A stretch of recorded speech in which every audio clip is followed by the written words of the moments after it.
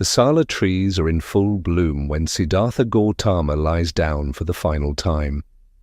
He is 80 years old. His body has been failing for months, the back pain that plagued his last years now constant, the dysentery that began 3 days ago, draining what remains of his strength. He positions himself between two sal trees outside the small town of Kushinagar, lying on his right side in what will later be called the lion's posture. The trees, sensing what is about to happen, burst into unseasonal flower. White petals fall like snow onto his yellow robes. Around him, his monks are weeping. Some maintain composure, sitting in meditation as he taught them. Others cannot. Ananda, his cousin and attendant, for the past 25 years, stands apart from the group, his shoulders shaking. The Buddha calls him over. There is a meal in his stomach that is killing him, offered 3 days ago by a blacksmith named Kunda, something the texts will call Sukara Madhava, a term scholars will debate for 2 millennia. Pig meat, truffles, mushrooms, spoiled food, whatever it was, it is tearing his intestines apart. But he is not thinking about the pain. He is thinking about what he is about to lose. Consciousness itself, the thing he spent 6 years in the wilderness trying to understand, the thing he claimed to have mastered under a fig tree 45 years ago. He has told his monks that all conditioned things are impermanable, that there is no permanent self to lose. He has built an entire philosophical system on the premise that clinging to existence causes suffering. And yet lying here, dying, there is still something in him that wants to continue. That wants one more conversation with Ananda, one more sunrise over the Ganges plain, one more moment of this extraordinary awareness that has defined his life since that night in Bodh Gaya. He speaks his last words. Different texts will record them differently, but the essence remains. All conditioned things are subject to decay. Strive with diligence. Then he enters the meditative absorptions he has practiced for half a century, moving systematically through each state of consciousness, ascending and descending the ladder of awareness until, at the 4th jhana, he simply stops. The body remains. The breath ceases. Whatever he was, teacher, awakened one, former prince, abandoner of wife and child, becomes past tense. The question that will occupy scholars, practitioners and skeptics for the next 2,500 years forms itself in the silence that follows. What did he actually discover under that tree? Before we trace the answer through the extraordinary life that led to this moment, I want to ask something of you. If this story speaks to you, if you're curious about what drove a man to abandon everything in pursuit of a truth he couldn't name, take a moment to like this video and subscribe to the channel. Your support allows me to continue diving deep into these histories, these lives that shaped our world in ways we're still discovering. And I'm genuinely curious, where are you watching from right now? What part of the world are you in as you hear this story? Drop a comment and let me know. There's something beautiful about knowing this ancient narrative is traveling across the modern globe, finding you wherever you are. Now let's go back to before the white petals and the final words. Back to a moment that should have been joyful. The child is born in a grove of sala trees in Lumbini, a garden on the border between the Shakya and Kolya territories.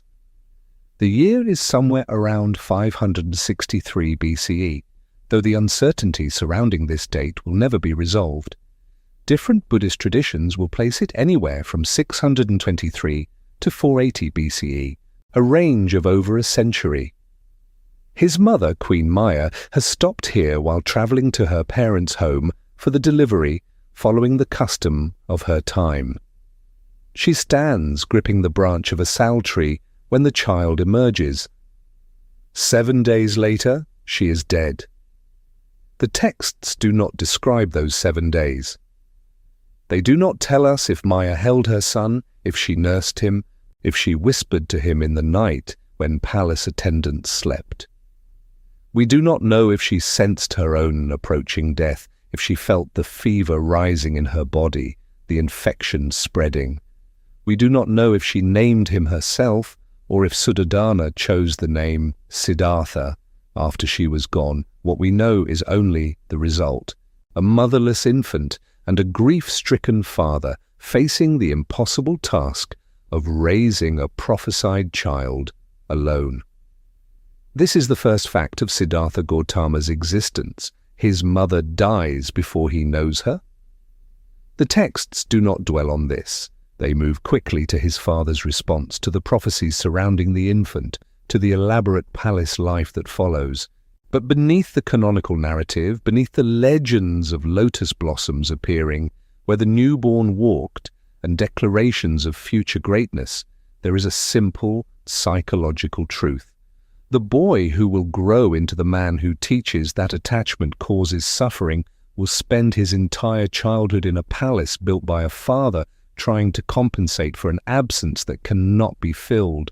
Suddhodana is the chief of the Shakya clan.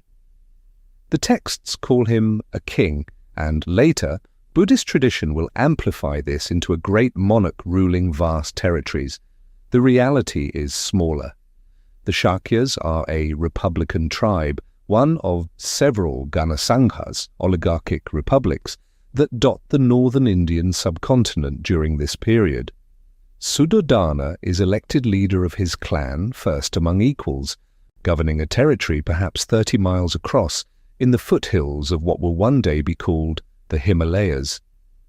Their capital, Kapilavastu, is prosperous but not powerful. Surrounded by the growing kingdoms of Kosala and Magadha, the Shakya Republic exists in the space between older tribal structures and the new imperial formations that are beginning to dominate the Ganges plain. Into this political fragility, this world balance between old and new, the motherless boy arrives. Suddhodana gives him to his sister-in-law Mahapajapati Gautami, who raises him alongside her own children. The boy is named Siddhartha, he whose aim is accomplished, and given the clan name Gautama. He is trained as a kshatriya, a member of the warrior ruler caste. He learns archery, sword fighting, wrestling, chariot racing. He learns governance and administration. He is prepared to take his father's place as leader of the Shakyas. Mahapajapati does her best. She is younger than Maya was, still processing her own sister's death, now suddenly responsible for the clan heir in addition to her own children. The infant Siddhartha cries in the night. She lifts him, holds him against her chest, walks the palace corridors in darkness while servants sleep.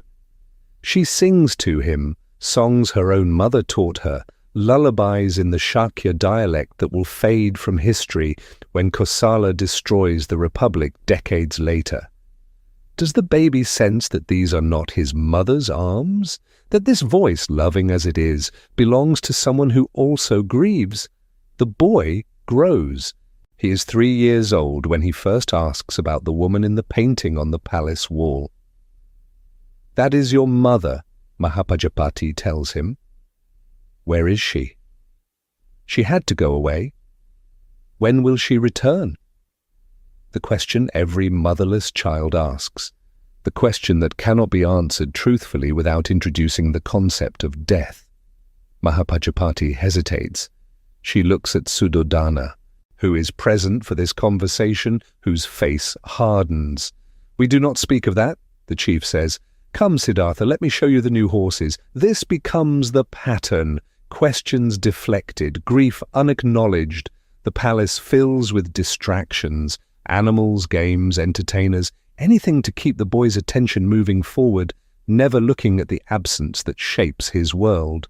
Suddhodana loves his son desperately, fiercely, in the way of someone who has already lost too much, cannot bear to lose again. But the love is controlling. It builds walls instead of bridges. It says, "Stay here, stay safe, stay ignorant of everything that could hurt you." But Suddhodana has heard the prophecy.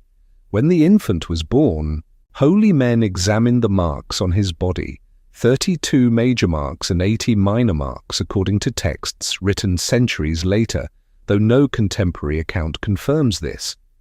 They declared he would become either a great king or a great spiritual teacher. 2 paths, 2 possible futures.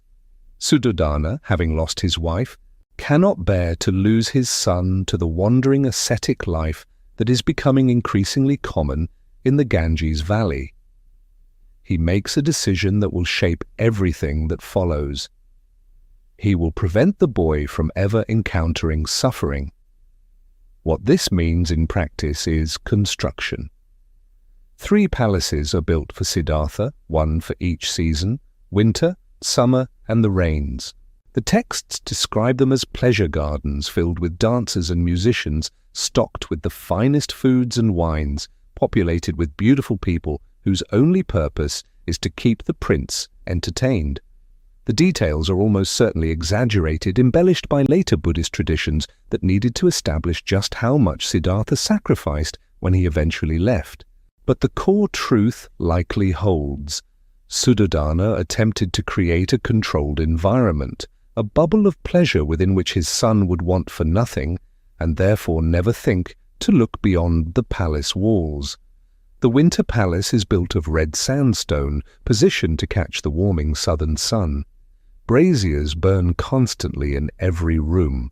Servants ensure the temperature never drops below comfortable. Thick carpets cover the floors. Tapestries hang on the walls depicting scenes of abundance, harvests, festivals, celebrations where everyone is beautiful and no one suffers. The summer palace sits beside a lotus pond designed to maximize cooling breezes. Fountains splash in every courtyard. The rainy season palace has elaborate drainage-covered walkways, rooms painted with murals of clear skies to make occupants forget the monsoon storms outside. In these palaces, young Siddhartha learns what his father wants him to learn. He becomes an expert archer, able to split arrows in mid-flight. He wrestles with trainers who let him win often enough to build confidence, but lose occasionally enough to seem legitimate. He learns statecraft from ministers who simplify every problem, presenting governance as a series of clear decisions between obvious right and wrong. He learns music, poetry, astronomy. He studies the Vedas under Brahmin tutors who teach him the hymns and rituals, but carefully avoid philosophical discussions about death and impermanence. Modern psychology would recognize this as a particular kind of trauma response. The father who cannot process his own grief instead constructs an elaborate denial, a fantasy world where death and loss do not intrude. The son grows up inside this fantasy, knowing at some level that it is artificial but not knowing what lies beyond it. The palace becomes both protection and prison. Siddhartha marries at 16. Her name is Yasodhara, though some texts call her Bhadakachana, and she is his cousin, a Shakya like him. The marriage is arranged, as all marriages are among the elite of this time and place, but the arrangement involves a contest. Multiple Shakya nobles present their sons as potential husbands. Siddhartha must demonstrate his worthiness through martial prowess. He competes in archery, defeating rivals who have trained just as intensively. He wrestles using techniques his trainers taught him. He wins the contest. He wins Yasodhara. But winning someone is not the same as knowing them. The wedding is elaborate. 7 days of ritual and celebration, Brahmin priests chanting Sanskrit verses neither bride nor groom fully understand, gifts exchanged between families, fire ceremonies at dawn and dusk. Through it all, Siddhartha and Yasodhara are performers in a script written by others. They barely speak to each other. They are not asked what they want. The marriage serves political purposes, strengthening alliances within the Shakya clan, producing an heir to continue the line, binding Siddhartha more firmly to household life. She moves into the palace. Years pass. In the narrative that will later develop, These years are compressed, mentioned only in passing as the setup for what comes next. But they are 13 years. 13 years of married life within the palace walls. 13 years in which Siddhartha is, by all accounts, content. He has everything his culture considers worth having: wealth, status, a beautiful wife, freedom from physical labor, entertainment, respect. What happens in those 13 years? The texts do not say, but we can infer. Yasodhara is intelligent. Later, when she enters the Sangha after Siddhartha's enlightenment, she will be recognized as accomplished in meditation and doctrine. She is also proud. She does not suffer fools. She watches her husband carefully in those early years, trying to understand the man she has been given to. She notices things. The way he sometimes stops in the middle of a sentence, as if listening to something no one else can hear. The way he asks questions that seem simple but contain depths his tutors cannot address. The way he looks at the palace walls sometimes, not admiringly, but as if trying to see through them.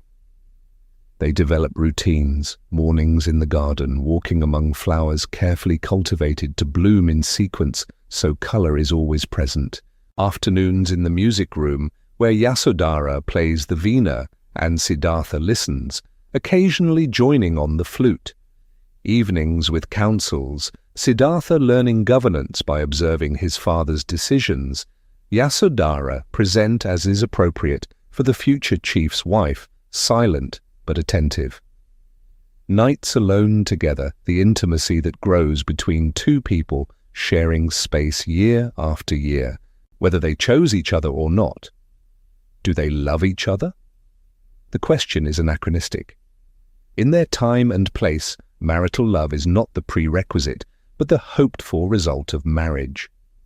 What they have is partnership, respect, growing familiarity. Yasodhara learns to read her husband's moods. She knows when he wants conversation and when he prefers silence. She sees his kindness, the way he treats servants as humans, not tools, the way he stops to observe insects fascinated by lives utterly different from his own, the way he questions everything gently but persistently, as if reality itself is a puzzle he is trying to solve. And she sees his restlessness. It is subtle at first, a certain distraction during entertainments that should captivate him, a tendency to walk the palace perimeter, pacing like something caged. Questions asked of visiting merchants about the world beyond Shakya territory. What are the cities like? How do people live? What do they believe? Suddhodana notices too. He intensifies the distractions, more dancers, more musicians, more lavish feasts. But the restlessness only grows. And yet something is missing. The texts, written hundreds of years later by people who needed to explain why an apparently satisfied man would abandon satisfaction, will create an explanation, the 4 sights. One day, the canonical story goes, Siddhartha convinces his charioteer to take him outside the palace grounds. On this first excursion, he sees an old man, decrepit and bent with age. He has never seen old age before. He asks his charioteer, what is wrong with the man? The charioteer explains, this is aging. Everyone does this. You will do this. The second journey, he sees a sick person, racked with disease. The same shock, the same explanation. The third journey, a corpse being carried to cremation. The recognition that everything that lives will die. The fourth journey, a wandering ascetic, a shramana, someone who has renounced worldly life in search of liberation. In this figure, Siddhartha sees a possible response to the first 3 sights. If aging, sickness, and death are inevitable, perhaps there is a way to transcend them through spiritual practice. This narrative is almost certainly mythologized. The Shakya territory was small. Complete isolation from reality would have been impossible. What the four sites likely represent is a compressed, dramatized version of a gradual process. The slow dawning realization that the palace is a lie, that suffering exists, that pleasure is temporary, that death is coming. The narrative condenses years of existential questioning into 4 encounters, because narrative requires concrete moments, not the slow erosion of certainty. But let us imagine the first excursion in more detail, closer perhaps to what actually happened. Siddhartha is in his late 20s. He has been negotiating with Channa, his charioteer and childhood friend, for weeks. Just once, he says, "I need to see the city." Channa is conflicted. He serves Suddhodana, who has explicitly forbidden such trips, but he also loves Siddhartha, remembers the boy who shared sweets with servants, who never pulled rank unnecessarily. Finally, he agrees. Early morning, before the palace fully wakes. They take a simple chariot, no royal insignia. They dress in ordinary clothes. The city of Kapilavastu at dawn, narrow streets between mud brick buildings, smoke rising from morning cooking fires, the smell of the previous night's waste, animals and human in the gutters, dogs fighting over scraps, a woman nursing an infant in a doorway, her face exhausted, workers heading to fields, backs already bent from years of labor. This is what Suddhodana has kept hidden. Not monsters, not horrors, just ordinary human life with its small struggles and persistent indignities. Siddhartha sees an old man. This is not dramatic discovery. He has seen elderly people in the palace, servants and ministers who have aged in service to his family, but those people are still functional, still serving roles. This man is different. He sits against a wall, body twisted by what might be arthritis, hands trembling, eyes clouded with cataracts. He is not doing anything. He is simply existing, waiting. A younger woman, perhaps his daughter, brings him water. He drinks with difficulty. Siddhartha stops the chariot. Channa, alarmed, whispers, "We should keep moving." But Siddhartha cannot look away. "How old is he?" he asks a bystander. The woman shrugs. 70 years, perhaps more. Some live that long. Does everyone become like that? Everyone who lives long enough, yes. And you? Will I? The woman looks at him strangely, wondering what kind of person does not know this. If you are fortunate to live so long, yes, your body will betray you just as his has. They return to the palace. Siddhartha is quiet. Yasodhara notices immediately. "What happened?" she asks. "I saw a man," he says, "an old man." She waits for more, but he does not elaborate. That night, he cannot sleep. He lies beside his wife, listening to her breathing, thinking, "This body will age, these hands will tremble and weaken, these eyes will cloud, this mind will perhaps fade, and there is nothing I can do to prevent it." The second excursion comes weeks later. Channa is more reluctant now, having seen how the first trip affected the prince, but Siddhartha insists. This time they encounter someone truly sick. Not the minor illnesses that occasionally touch palace life. Headaches, treated with herbs, small fevers that pass in days, but serious disease. A man lying in the street, unable to rise, covered in sores that weep fluid. The smell is overwhelming. People walk past, averting their eyes. No one stops to help. "This is leprosy," Channa whispers, "or something similar, contagious, incurable." Siddhartha dismounts from the chariot. Channa tries to stop him. "Do not touch. If it is contagious—" "I'm not going to touch him," Siddhartha says, "but I will not pretend I do not see him." He kneels at a distance. The sick man's eyes focus on him with difficulty. "Water?" Siddhartha looks around, finds a vessel abandoned nearby, brings water to the man's lips. The man drinks, coughs, some of the water running down his ravaged chin. "Thank you," he whispers. "Who are you?" "Just someone passing by," Siddhartha says. "Will you recover?" The man's laugh is bitter. "No one recovers from this. I wait for death now." Back in the palace, Siddhartha washes obsessively, not from fear of contagion, though Channa has voiced that concern repeatedly, but trying to wash away what he has seen. Yasodhara finds him late at night, still at the washing basin. "Talk to me," she says. He looks at her, this woman he has known for years, and says, "We pretend we are safe. These walls, these gardens, all this beauty, we pretend it makes us immune. But we are not. Disease does not respect walls. Old age does not spare princes. Death comes for everyone." She has known this, of course. Every woman in their society knows it intimately. Childbirth kills mothers regularly. Infant mortality is high. Disease sweeps through communities without warning. But she has learned not to speak of it, learned that mentioning such things is considered inappropriate, morbid, a failure of proper thinking. So she does what she has been taught. She tries to comfort. She tries to redirect. "Come to bed," she says. "You are tired."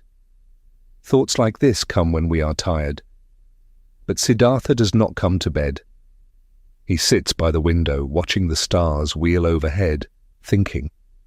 The third excursion, a funeral procession.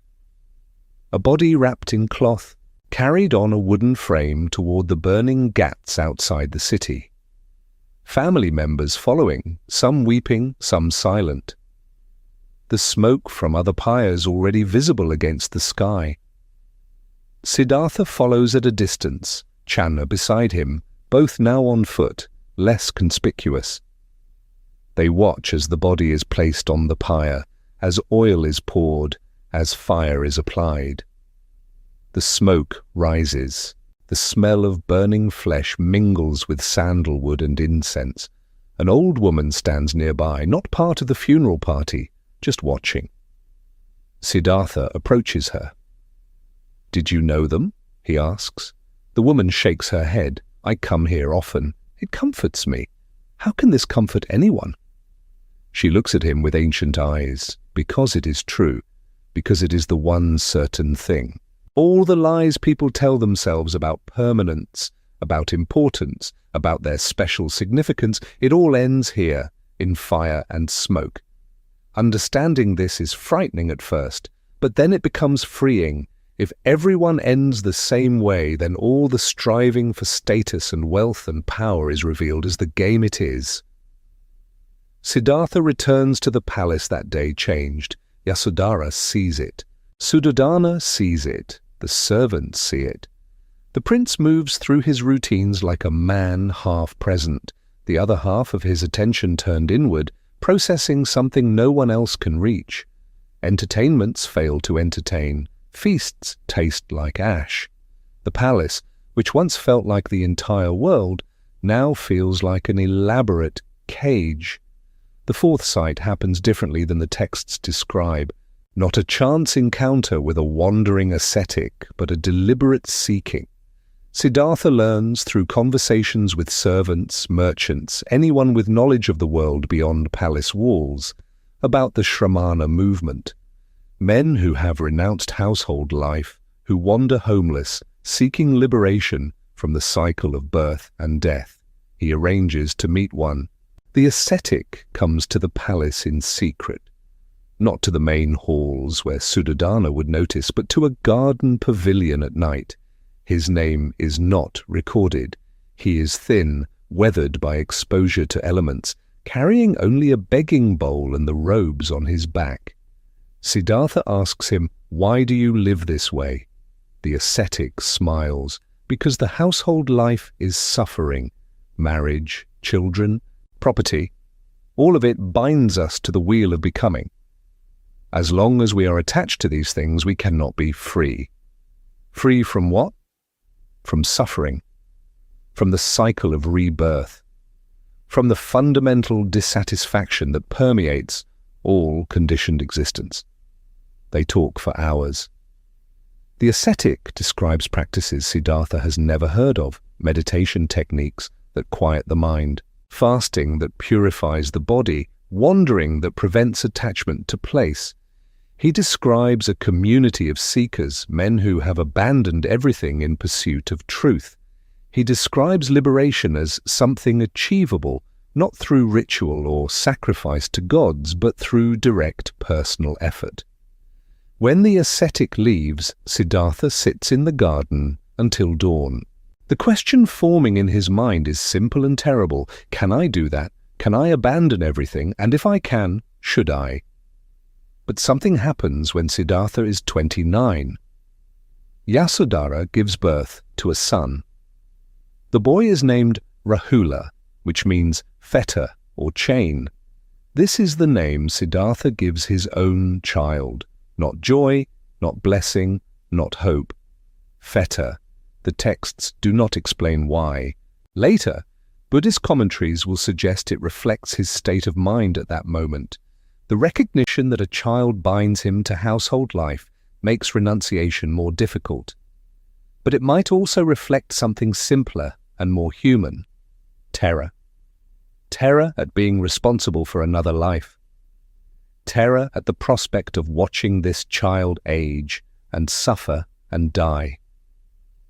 Terror at becoming his father, trying and failing to protect someone from the fundamental nature of existence. The labor is difficult.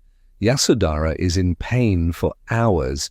Siddhartha waits outside the birthing chamber, pacing, listening to her cries. Midwives move in and out with water, cloth, concerned expressions they try to hide. For a moment he allows himself to imagine losing her as his father lost Maya. The baby would grow up motherless as he did. The cycle would repeat. When the final cry comes, the infant's first breath, relief floods through him. But then a midwife brings the child, places the tiny body in his arms, and the relief converts to something darker.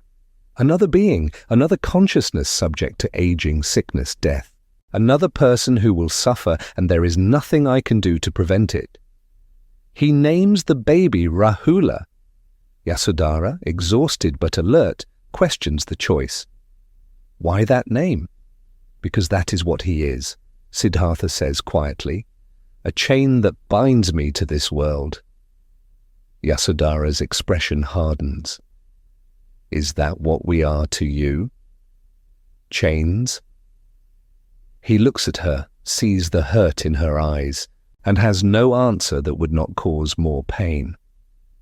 So he says nothing. He places the infant in her arms and leaves the chamber.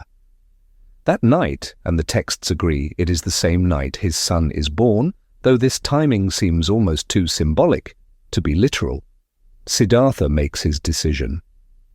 He goes to Yasodhara's chambers. She is asleep, the infant beside her. Later, Buddhist texts will describe this scene in painful detail. The prince, standing in the doorway, wanting to hold his son one last time, but afraid that picking up the child will wake Yasodhara, and if she wakes, he will not be able to leave. So he stands there, looking at his wife and child, and then he turns away. But perhaps it happens differently. Perhaps Yasodhara is not asleep. Perhaps she sees him standing there and knows in that moment what he is about to do. Perhaps she says nothing because she has learned over 13 years that when Siddhartha decides something, argument is useless. Or perhaps she is truly sleeping, exhausted from childbirth, and knows nothing until morning when servants tell her the prince is gone. He finds his charioteer, Channa. He tells him to saddle his horse, Kanthaka. The palace is silent, his father is asleep. The guards at the gates, Suddhodana's last line of defense against exactly this scenario, are somehow not there, or not alert, or the texts simply glide over how a prince on horseback exits a guarded palace in the middle of the night. What matters is that he does. He rides out of Kapilavastu, Channa riding behind him, and he does not look back. But perhaps he does look back. Once, at the gates, at the palace walls catching moonlight, at everything he is abandoning. Channa, riding beside him, sees tears on the prince's face. "Should we return?" Channa asks, hoping desperately that the answer will be yes. "No," Siddhartha says, "keep riding." At the edge of Shakya territory he stops. He cuts off his hair with his sword. The long hair of a kshatriya warrior, the mark of his caste and status, falls to the ground. He exchanges his fine clothes for the simple robes of a wandering ascetic. The texts say he trades with a passing hunter, though who encounters a hunter at the border in the middle of the night is another question. The narrative does not pause to answer. He sends Channa back with the horse, back to the palace, back to inform Suddhodana and Yasodhara that the prince is gone. Channa weeps openly now. "How can I tell them? How can I return without you?" "You must," Siddhartha says. "Tell my father I honored him by seeking truth. Tell Yasodhara I loved her as well as I was able. Tell my son." He stops. What message can he give to an infant? What possible justification? Tell Rahula that I could not be what he needed, so I went to find what all beings need. The horse, Kanthaka, dies of a broken heart. This detail is certainly legendary, but it speaks to something true, the recognition that this departure is a kind of death, that the person Siddhartha was, prince, husband, father, is being deliberately killed so that something else can emerge. He is 29 years old. He has 13 years, perhaps more, of palace life behind him. He has a wife who did not consent to abandonment. He has a son who will grow up without a father. And he is walking into the forest alone with no plan except a question. Why is there suffering, and is there a way to end it? The world into which Siddhartha walks is in flux. The 6th century BCE in northern India is a period of profound transformation. The political landscape is shifting from small tribal republics like the Shakyas toward large monarchical states. Magadha, under kings Bimbisara and later Ajatashattu, is expanding, swallowing its neighbors. Kosala is doing the same. The Shakya Republic, Siddhartha's homeland, will be destroyed by Kosala within his lifetime, an event he will witness but be powerless to prevent. Economically, the region is experiencing what historians call the second urbanization. Iron tools are making agriculture more efficient. Cities are growing. A merchant class is emerging, people whose wealth comes from trade rather than land ownership. Coined money is beginning to circulate. Trade routes are expanding across the subcontinent and beyond. The old Vedic society, organized around hereditary priests and warrior aristocrats, is being challenged by new forms of power and wealth. Into this ferment comes a phenomenon, the Shramana movement. Wandering ascetics are appearing throughout the Ganges Valley, men who have renounced household life to pursue spiritual liberation. They represent various philosophical schools. Some are materialists, arguing that consciousness ends at death and pleasure should be maximized. Some are fatalists, teaching that everything is predetermined and effort is meaningless. Some are skeptics, questioning the possibility of knowledge itself. And some, particularly the Jains under Mahavira, who is teaching at exactly the same time as Siddhartha, are extreme ascetics practicing self-mortification to purify the soul. These Shramanas are challenging the Brahmanical orthodoxy, the Vedic priests who claim exclusive access to sacred knowledge. They are rejecting the caste system's assertion that spiritual status is determined by birth. They are experimenting with meditation techniques, dietary restrictions, sensory deprivation, wandering homelessness. They are the philosophers, scientists, and spiritual innovators of their age, and they are doing their work outside institutional structures without official sanction accountable only to their own experience. Siddhartha becomes one of them. He joins this community of seekers, and for 6 years he searches. The texts provide only fragments of this period. He seeks out teachers. The first is Alara Kalama, a meditation master who has developed a technique for reaching what he calls the sphere of nothingness, a state of consciousness beyond ordinary perception. Siddhartha travels to find him, following rumors and directions from other wandering ascetics. Alara's camp is in a forest grove near the Ganges, a gathering of perhaps 20 students living in simple huts, spending their days in meditation practice. Siddhartha approaches and requests instruction. Alara, an older man with penetrating eyes and a manner that suggests complete self-possession, agrees to accept him as a student. But first, a question. Why have you come? Siddhartha, still new to this wandering life, his head newly shaved, his body not yet accustomed to hunger and exposure, says, I have seen that all life involves suffering. I want to understand why and whether liberation is possible. Alara nods. This is the right motivation. Most who come are fleeing something, a bad marriage, debt, legal trouble. They want escape, not understanding. You seem to want understanding. Stay, practice what I teach, see where it leads. The technique involves intensive meditation, withdrawing attention from sensory experience, moving through progressively refined states of mental absorption until reaching a condition where even the awareness of nothingness itself dissolves. The practice is systematic. First, one learns to stabilize attention on a single object, the breath, typically, though some use visual objects or mantras. This is more difficult than it sounds. The mind wanders constantly. Thoughts arise like waves. Each time attention drifts, one gently returns it to the chosen object. Hours pass, days, weeks. Gradually, the mind settles. Concentration strengthens. Once stable concentration is achieved, Alara teaches the next stage, expanding awareness beyond the meditation object to include the entire field of consciousness. Sounds, sensations, thoughts, all observed without attachment or aversion, simply noticed as phenomena arising and passing. This leads to profound calm, a sense of being spacious and still while experience flows through without catching. Then the deeper work begins. Alara guides Siddhartha to withdraw attention from sense experience entirely, to move into increasingly subtle states of absorption. The first is spaciousness itself, awareness of infinite space, the removal of boundaries.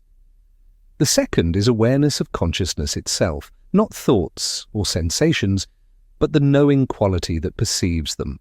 The third is nothingness, the absence of objects to be aware of, a profound emptiness. And finally, the sphere of neither perception nor non-perception, a state so subtle that it defies description, awareness existing at the very edge of what can be called awareness. Siddhartha masters this. It takes months of intensive practice, but he has the concentration, the determination, the intelligence to follow Alara's instructions to their conclusion. He enters the sphere of nothingness and rests there. Time loses meaning. There is no body, no world, no self in any ordinary sense, just vast, peaceful absence. When he emerges, Alara is impressed. He offers to make Siddhartha a co-teacher. You understand what I teach, he says. You could guide others to this state. Stay. Help me lead this community. But Siddhartha recognizes something. This state, profound as it is temporary. When he emerges from meditation, suffering returns. Old age, sickness, death, none of these have been solved. This is not liberation. This is just a very advanced form of temporary escape. He thanks Alara and leaves. Alara watches him go with a mixture of respect and sadness. He has seen many students come and go, but few with Siddhartha's capacity, and none who rejected the teaching after mastering it. Where will you go? Alara asks. To find someone who teaches something beyond this, Siddhartha says. if such a teacher exists. He leaves Alara and finds another teacher, Uddaka Ramaputta. Uddaka's reputation is formidable. He has taken Alara's technique further, achieving what he claims is the absolute pinnacle of meditative attainment. Uddaka teaches an even more refined state, the sphere of neither perception nor non-perception, a condition at the very edge of what consciousness can experience while still remaining identifiable as experience. His method is similar to Alara's but more rigorous, requiring even greater discipline and precision of attention. Again, Siddhartha becomes a student. Again, he practices with complete dedication. The months pass in intensive meditation, periods of practice interspersed with discussions of technique and philosophy. Uddaka, like Alara, is impressed by this former prince who has abandoned everything in pursuit of understanding. They develop a relationship that is almost friendship, two serious practitioners exploring the furthest reaches of human consciousness. Siddhartha achieves the state Uddaka teaches. He rests in neither perception nor non-perception, a condition so refined that it cannot be adequately described, only experienced. And again, he recognizes its limitation. These are states of consciousness, not solutions to suffering. They are like taking very sophisticated painkillers. They work while active, but the disease remains. He shares this recognition with Uddaka. They sit together one evening, the other students asleep, a fire dying between them. "I have reached what you described," Siddhartha says, "and I am grateful for the teaching, but this is not the end." Uddaka is quiet for a long time. Then, "I know. I have always known. This is as far as I can take you. Beyond this, you are on your own." They part with mutual respect. Uddaka will die within a few years, his teaching preserved by his students, but never spreading widely. Siddhartha will become famous, his teaching reaching millions, but in this moment, they are simply two seekers acknowledging the limits of what has been discovered, the mystery that remains beyond. He concludes that meditation alone, at least as it is being taught, is insufficient. So he tries the opposite approach. He joins a group of 5 ascetics who are practicing extreme self-mortification. If pleasure binds us to the world, they reason, then denying pleasure might free us. They fast. They sleep on beds of thorns. They practice breath control until they lose consciousness. They expose themselves to extreme heat and cold. They reduce their food intake to a single grain of rice per day. The 5 ascetics welcome him.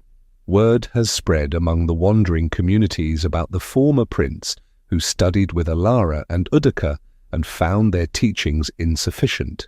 His arrival brings prestige to their group, and Siddhartha, determined to test this approach as thoroughly as he tested meditation, commits completely.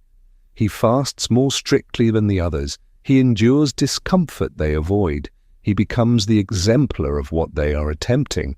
The texts describe what happens to Siddhartha during this period in visceral detail. His body wastes away. His ribs protrude. His eyes sink into their sockets. His skin turns dark and leathery. When he touches his stomach, he can feel his spine. His hair falls out. He becomes so weak that when he tries to urinate, he collapses and falls forward into his own waste. He is, by any reasonable definition, dying. Villagers from nearby settlements come to observe these ascetics. Some bring offerings of food which the ascetics refuse. Some come to receive blessings, believing that those who endure such suffering must be holy. Some simply stare, fascinated and horrified by what humans can inflict upon themselves. They see Siddhartha, the most extreme of the group, and whisper, "He will achieve liberation soon, or he will achieve death." Perhaps they are the same thing. One day, Siddhartha sits beneath a tree, meditating despite the weakness that makes sitting upright difficult. He is trying to observe his breath, but the breathing is so shallow that there is almost nothing to observe. His mind, deprived of nutrition, functions sluggishly. Thoughts arise with effort and dissipate without completing. And in this fog of near death a memory surfaces. He is a child, perhaps 9 years old. His father has taken him to observe the annual ploughing festival, a ritual where the chief ceremonially ploughs the first furrow of the planting season. Young Siddhartha sits beneath a rose apple tree while his father performs the ritual. He watches workers follow behind the plough, the earth turning, insects and small creatures exposed and eaten by birds following the workers. Life consuming life. Suffering inherent in existence. But what he remembers most is what happened while he watched. Sitting in the shade of the rose apple tree, cool and comfortable, he spontaneously entered a state of meditative absorption. Not trying to meditate, he had not yet learned any technique, but simply present, aware, calm. The state had qualities similar to what he later learned from Alara, but it arose naturally, without effort or striving, and it felt wholesome. Not an escape from life, but a different way of being present to it. The memory fades. Siddhartha, starving beneath a different tree decades later, recognizes something crucial. That natural meditative state arose in a body that was healthy, comfortable, neither indulged nor tortured. The extremes do not work. Pleasure-seeking fails. Self-mortification fails. Both are based on the assumption that changing external conditions can solve an internal problem. He realizes something. This is not working either. He is not getting closer to liberation through starvation. He is just destroying his body, damaging his capacity for thought, making himself less able to investigate the problem he is trying to solve. The extreme of self-denial is just as misguided as the extreme of self-indulgence. Both are based on the same error, the assumption that changing external conditions, adding pleasure or removing it, can solve an internal problem. And then one day, he realizes something. This is not working either. He is not getting closer to liberation through starvation. He is just destroying his body, damaging his capacity for thought, making himself less able to investigate the problem he is trying to solve. The extreme of self-denial is just as misguided as the extreme of self-indulgence. Both are based on the same error, the assumption that changing external conditions, adding pleasure or removing it, can solve an internal problem. He accepts a bowl of rice milk from a young woman named Sujata. The texts say she mistakes him for a tree spirit, makes an offering to thank the gods for blessing her with a child. Whether or not this is accurate, the essential fact remains.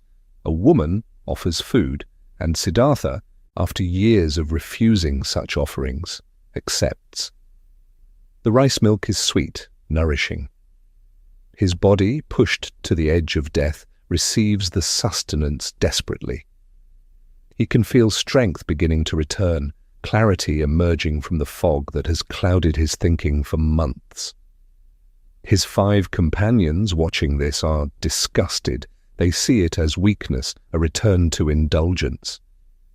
They leave him, disappointed that their most dedicated member has given up. "We wasted our time following him," one says. "He has abandoned the path. Let us go elsewhere and continue our practice." Siddhartha watches them leave. He feels no anger, only a kind of sad understanding. They are still caught in the same error he has just escaped, thinking that extremity itself is the answer. But he also feels isolation. For 6 years he has had teachers or companions.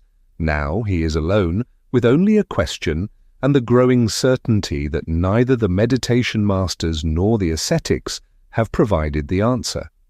But Siddhartha has not given up.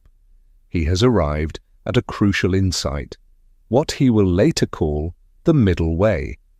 Neither extreme asceticism nor sensual indulgence, neither self-mortification nor self-indulgence. A path between these polarities But what does that path actually look like? What practice, what understanding might lead to liberation? He is 35 years old. He has been wandering for 6 years. He has tried everything his teachers could offer and found it wanting. He is alone, his companions gone, his body recovering from near starvation. And he walks to a place near the town of Gaya, to a grove where a particular fig tree grows beside a river, and he sits down. The tree is large, its branches spreading to provide ample shade. The location is peaceful, distant enough from settlements to avoid disturbance, but close enough that he can receive alms food. Siddhartha prepares a seat from grass, kusha grass the texts will specify, though the type matters less than the intention. He sits, crosses his legs, straightens his back, and he makes a resolution. I will not rise from this spot until I have found the answer. What happens under that tree is the central mystery of Buddhism. The texts describe it, but their descriptions are written centuries after the fact by people who were not there, in service of traditions that need the event to carry specific meanings. They say Siddhartha sits in meditation. They say the demon Mara appears, attempting to distract him, first with fear, sending armies of monsters, then with desire, sending beautiful women. They say Siddhartha touches the earth, calling it to witness his right to sit there, his accumulated merit from countless past lives. They say he progresses through the watches of the night, gaining different forms of knowledge, remembering past lives, seeing the karmic patterns that govern rebirth, understanding the Four Noble Truths. But what actually happened? What was the experience? Perhaps it begins with simple attention to breath. Inhale, exhale. The basic meditation practice he learned from Alara. But now, with his body restored to health, his mind clear, no teacher imposing a framework or expectation, the practice deepens differently. He is not trying to achieve a specific state. He is simply observing what is actually happening in this moment. Breathing. Sensations arising in the body, sounds from the forest, thoughts emerging and dissolving. Hours pass, the concentration stabilizes, the mind settles into a profound calm. But instead of withdrawing from sensory experience as Alara taught, Siddhartha remains present to it, examining it more closely than ever before. He observes how sensations arise, contact between sense organ and sense object, followed immediately by feeling tone, pleasant, unpleasant, or neutral, followed immediately by craving or aversion, followed by mental proliferation and story-making. He sees the pattern. A sound arises, pleasant, desire for it to continue, disappointment when it ceases. An unpleasant sensation arises, aversion, effort to make it stop, relief when it does, but knowing it will return. This constant reactivity, this endless cycle of wanting and not wanting, this is what creates suffering. Not the sensations themselves, but the mind's habitual response to them. As night deepens, the insight deepens. He begins to see not just the pattern in the present moment, but how it extends through time, how this same craving has driven actions in the past, how those actions have consequences, how the consequences create new conditions, how those conditions produce new experiences, how those experiences trigger new craving. The wheel of becoming, turning endlessly, driven by ignorance of how it actually works. The text will say he remembers past lives at this point. Perhaps what actually happens is that he sees how the pattern is not unique to him, not limited to this life, but a fundamental structure of how consciousness relates to experience. Whether there have been actual past lives or not, the insight shows that as long as this pattern continues, suffering continues. Birth after birth in this life or across lives, the same cycle repeating. The demon Mara appears. Not as an external entity, though the texts will describe him that way, but as the mind's own resistance to seeing clearly. Fear arises. If I let go of craving, what will be left? Who will I be without these desires that have defined me? The fear manifests as distracting thoughts, as sleepiness, as restlessness, as doubt. Why do you think you can solve this? His mind asks. Greater practitioners than you have tried and failed. Perhaps suffering is just the nature of existence, and trying to end it is futile. But Siddhartha has come too far. He has abandoned too much. He has seen too clearly. He remains present to the fear without being controlled by it. The fear is just another sensation, another thought, arising and passing like everything else. He touches the earth, not calling gods to witness, but grounding himself in the simple, physical reality of sitting, breathing, being present. Then desire arises, not gross lust, his years of asceticism have weakened that, but subtle desire. The desire for the pleasant states he experienced with Alara and Uddaka. The desire for the comfort of certainty. The desire for this investigation to end, to arrive at an answer he can hold and possess. Again, he simply observes. Desire arising. The pull of it. The temptation to follow. And the choice to remain present instead, watching it dissolve like smoke. At some point in the night, the texts say the final watch, the hours before dawn, something shifts. The observation becomes so complete, so continuous, so undefended, that the pattern breaks, not through effort, not through achieving some special state, but through seeing so clearly how suffering is created that the mind stops creating it.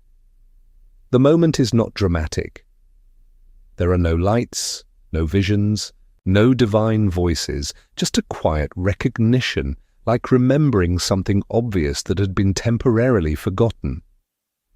The craving that has driven his entire life, craving for pleasure, for security, for permanence, for answers, simply isn't there anymore. Not because he has suppressed it or fought against it, but because he has seen through it so completely that it has lost its power. Like a magic trick, once its mechanism is revealed, the illusion cannot fool again. He sits with this. The absence is not empty in a negative sense. What remains when craving ceases is not a void but a fullness, awareness without grasping, presence without needing, experience flowing through consciousness without sticking, without creating the stories that bind, the fires of greed, hatred, and delusion simply extinguish, not suppressed, not controlled, simply gone, their fuel exhausted by being fully seen. There is a moment of verification, of testing. He observes his mind carefully, looking for any residue of the old patterns. A pleasant sensation arises, the cool breeze on his skin, no grasping toward it. An unpleasant sensation, stiffness in his legs, no pushing away. A thought about the future, no anxiety. A memory of the past, no regret. The machinery of suffering has stopped running. What remains is simple, direct awareness of what is, without the constant commentary and reactivity that has always accompanied it. Later, Buddhist philosophy will develop elaborate frameworks to explain enlightenment. Some traditions will say he realized the emptiness of all phenomena, that everything lacks inherent existence. Others will say he recognized the Buddha nature present in all beings. Others will emphasize the cessation of craving, the extinction of the fires of greed, hatred, and delusion. The Pali Canon, the earliest textual tradition, preserves what might be the most austere version. He understood suffering, its origin, its cessation, and the path to its cessation, 4 simple propositions. But even this is an interpretation imposed after the fact. What we can say is this: something happened. Some direct experiential understanding occurred that was profound enough to change everything that followed. Before this night, Siddhartha is a seeker, asking questions. After this night, He is a teacher providing answers before he is uncertain, after he speaks with calm authority, before he is still trying methods developed by others, after he develops his own method and teaches it to others. The texts say that after achieving enlightenment, he remains under the tree for several weeks, exploring the implications of what he has understood. The first week, he simply sits, not moving, enjoying the peace of liberation.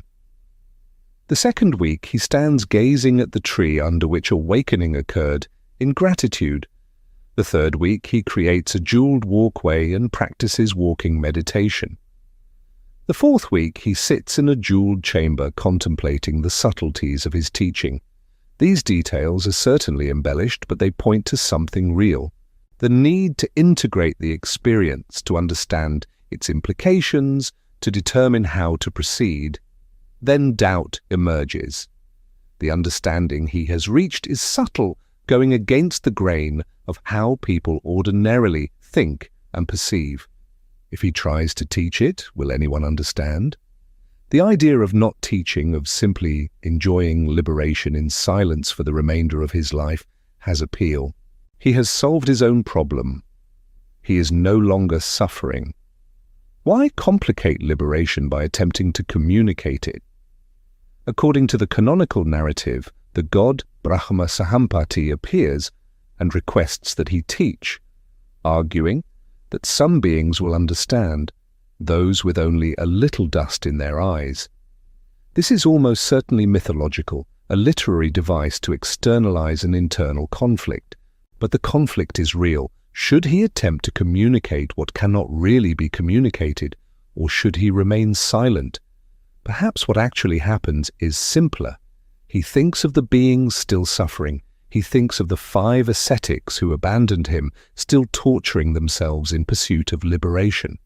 He thinks of his former teachers who achieved profound states but not complete freedom. He thinks of Yasodhara and Rahula. He thinks of his father. He thinks of all the people trapped in the same cycle of suffering he just escaped. And compassion arises, not sentimental pity, but the simple recognition that what he discovered could help them, and therefore he must try. He decides to teach. And the first question becomes, who would be most likely to understand? His 2 former meditation teachers, Alara and Udaka, come to mind. But when he extends his awareness, the texts say this is psychic perception, though it might be inquiry through networks of wandering ascetics, he learns that both have recently died. So he thinks of the 5 ascetics who abandoned him when he accepted the rice milk. They would already have the background of intensive practice. They would understand the context of his search. He sets out to find them. The journey to Sarnath takes several weeks. Siddhartha walks as he has for 6 years, relying on alms for food. But something is different now. People notice. There is something in his bearing, his expression, his manner of movement. He radiates calm. When he stops in villages to collect alms, donors approach with unusual respect. One merchant, a man who has seen countless wandering ascetics, stops him on the road. "Forgive me, but I must ask. There is something about you, a quality I have never seen before. Who are you? Are you a god?" "No," Siddhartha replies. "A Gandharva, a celestial musician?" "No." "A Yaksha then? A nature spirit?" "No." "Then what are you?" Siddhartha considers. The old categories, prince, husband, father, ascetic, student, none of them apply anymore. Finally, he says, "I am awake." That is all. The merchant does not understand, but he bows deeply and places food in Siddhartha's bowl. The villagers who witness this exchange spread the word. A man is traveling through who claims to be awake. What does it mean? No one knows. But something about him makes people want to listen, to learn, to understand what he has discovered. They are in Sarnath near Varanasi, in a deer park. When they see him approaching, they agree among themselves not to show him respect. He gave up. He failed the test. He is no longer worthy of their deference. But as he comes closer, something in his bearing makes them change their minds. They offer him a seat. They call him friend. He tells them "Do not call me friend. I have discovered the deathless. I will teach you." What he teaches them in what is called the first turning of the wheel of Dharma is a framework that will structure Buddhist thought for the next 2.5 millennia. He describes 4 truths. First, there is suffering. The Pali word is dukkha, which carries meanings beyond simple pain, dissatisfaction, stress, the fundamental unsatisfactoriness of conditioned existence. Birth is suffering, aging is suffering, sickness is suffering, death is suffering, being with what you dislike is suffering, being separated from what you like is suffering, not getting what you want is suffering. In brief, the 5 aggregates of clinging are suffering. Second truth, suffering has an origin. It arises from craving, thirst for sensory experience, thirst for existence, thirst for non-existence. This craving, fueled by ignorance of how things actually are, drives the cycle of rebirth, the endless repetition of birth and death. Third truth, there is a cessation of suffering. Suffering can end. The fires of craving can be extinguished. Liberation is possible. Fourth truth, there is a path to the cessation of suffering. An 8-fold path: right view, right intention, right speech, right action, right livelihood, right effort, right mindfulness, right concentration. Not rules imposed from outside, but elements of a training that transforms how one perceives and relates to experience. The 5 ascetics listen, at first with skepticism, then with growing interest, finally with complete attention. The Buddha does not just lecture, he guides them through the practice. He teaches them to observe their breathing, to note sensations in the body, to watch thoughts arise and pass without getting caught in them. He teaches them to see craving in action, how the mind reaches toward pleasant experience and pushes away unpleasant experience, and how this constant reaching and pushing creates exhaustion. Kondanya is the first to understand. 5 days into the practice, something clicks. He sees exactly what the Buddha is describing, not as concept, but as direct experience. The pattern of suffering is not hidden. It is happening right now in every moment, and it can be seen. When it is fully seen, it stops. Kondanya's face changes. The tension that has lived in it for years, the grimness of ascetic striving, dissolves. He looks at the Buddha and says simply, "I see it." The Buddha smiles.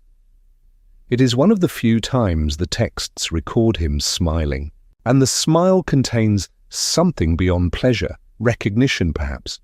The recognition that what he discovered can be transmitted, that others can make the same journey. "Yes," he says, "you see it, welcome." The others follow, within days for some, weeks for others, months for the last. Each in their own time, each through their own process of investigation, they achieve what he achieved. They become arahant, fully liberated beings, and they become the first members of what will be called the Sangha, the community of practitioners. Now there are 6 awakened beings in the world. 6 people who have seen through the illusion of separation, who have extinguished the fires of craving, who rest in the peace of understanding. And the Buddha makes a decision. He tells the 5, "Go now. Travel in different directions. Teach what you have learned. There are beings with only a little dust in their eyes who will understand if someone explains. Do not travel in groups. Spread out, cover more ground. Teach anyone who wishes to learn, regardless of caste or background. The liberation you have found is not property to be hoarded. It is medicine to be shared. News spreads. A man has discovered something, a teaching that leads to liberation, and he is offering it to anyone willing to practice." In a society structured by caste, where Brahmin priests claim that spiritual knowledge is hereditary and access to the sacred is determined by birth, this is revolutionary. Siddhartha, now called the Buddha, the awakened one, accepts students from all castes. He accepts merchants, warriors, farmers, outcasts. He accepts women, though initially with reluctance, that the texts preserve without fully explaining. The early growth is organic. A young merchant named Yasa, dissatisfied with household life, despite wealth and comfort, hears of the Buddha's teaching and comes to investigate. Yasa is wealthy beyond measure. His father's business spans trade routes across northern India. He has everything his society says should make him happy: a beautiful wife, a comfortable home, servants, entertainment, respect. And yet one night he wakes in his mansion, surrounded by sleeping musicians and dancers, their limbs sprawled in exhausted poses, and is overcome with revulsion. This is like a charnel ground, he thinks. All this beauty, all this pleasure, and it leads nowhere. It changes nothing. Underneath everything is still the same dissatisfaction, the same sense that something essential is missing. He leaves the house, still wearing his silk pajamas and golden sandals, walks through pre-dawn streets until he reaches the deer park where the Buddha is staying. He finds the Buddha sitting in meditation, perfectly still in the grey light before sunrise. Yasa stops, suddenly uncertain. The Buddha opens his eyes. "Come," he says, "sit. You seem troubled." They talk through the night. The Buddha does not preach. He asks questions. What do you want? Yasa struggles to answer. Happiness? Peace? Freedom from this constant restlessness? The Buddha nods. And have your possessions brought you these things? Yasa has to admit they have not. Then perhaps, the Buddha suggests, the problem is not that you lack something external, but that you are looking for fulfillment in the wrong place. By dawn, Yasa understands. Not intellectually, something deeper shifts in him, the same recognition that transformed the 5 ascetics. The seeking stops. What he was looking for was not somewhere else. It was never lost. After a single night of conversation, he achieves liberation. His parents come looking for him. Where is our son? What have you done to him? The Buddha shows them Yasa, sitting in meditation, calm in a way they have never seen him. We have not harmed him, the Buddha says. We have shown him a path to peace. Would you like to learn it as well? The Buddha teaches them, and they become the first lay followers, people who adopt the ethical framework and support the monks but do not renounce household life. This is a crucial development. Not everyone can or should become a wandering monk. But the teaching can still benefit those who remain in household life if they practice generosity, maintain ethical conduct, develop some meditation. The path has room for different levels of commitment. Yasa's friends, seeing the transformation in him, also come and ordain. The community grows from 6 to 12 to 20 to 50. Word spreads through networks of merchants and travelers. There is a teacher in the deer park who has discovered something, who can show others how to find peace. People come curious, skeptical, desperate. Some stay a few days and leave, others commit completely. The teaching begins its journey into the world. More practitioners arrive, the community grows. At first, they wander as shramanas do, but gradually a different structure develops. Wealthy supporters offer land. The first is King Bimbisara of Magadha, who donates a bamboo grove outside his capital of Rajagaha. A merchant named Anathapindika purchases a grove near Savatthi, paying for it by covering the ground with gold coins. Monasteries develop. The wandering ascetic lifestyle gives way to settled communities, still following a mendicant model. Monks own almost nothing, rely on alms for food, spend much of the year in meditation and study, but no longer constantly moving. The Buddha develops a systematic training program. For lay people, ethical precepts, generosity, meditation. For monastics, the Vinaya, an elaborate code of conduct that develops organically over the years as specific situations arise. A monk steals. The Buddha declares a rule against stealing. A monk behaves inappropriately with a woman. A rule against sexual contact. A dispute arises over robes. A rule about robes, the Vinaya grows to hundreds of rules, covering everything from how to hold a begging bowl to how to resolve conflicts within the community. His teaching method is sophisticated. He does not give the same instruction to everyone. A merchant receives different guidance than a monk. Someone grieving receives different teaching than someone pursuing philosophical questions. Someone with anger issues works on loving kindness. Someone with excessive passion works on contemplating the unattractiveness of the body. The teaching is diagnostic, responsive, adapted to the specific condition of the student. There is a woman named Kisa Gautami who loses her infant son. Mad with grief, she carries the tiny corpse through her village, asking everyone for medicine to revive him. Someone, taking pity on her delusion, suggests she visit the Buddha. She comes to the monastery, places the dead child at the Buddha's feet and begs, please, medicine that will bring him back to life. The Buddha does not say what would be true but cruel. Your son is dead, and there is no medicine. Instead, he says, I can help you, but first I need an ingredient.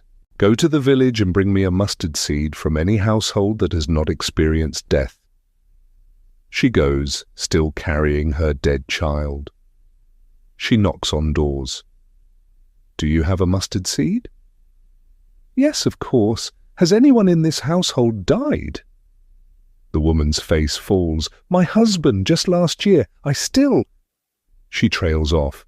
Kisa Gautami thanks her and moves to the next house. A mustard seed? Yes. Any deaths? My daughter in childbirth, and her baby too. The grief is still fresh, house after house. Everyone has mustard seeds. Everyone has lost someone. By the time Kisa Gautami has visited the entire village, the delusion has broken. Death is not unique to her son. It is universal. She takes the tiny body to the cremation ground, performs the rites, and returns to the Buddha. I could not find a household untouched by death, she says. I know, he replies. Now you understand. Grief is not wrong, but clinging to what cannot be held only multiplies suffering. She becomes a nun. She practices. Eventually, the texts say she achieves full enlightenment.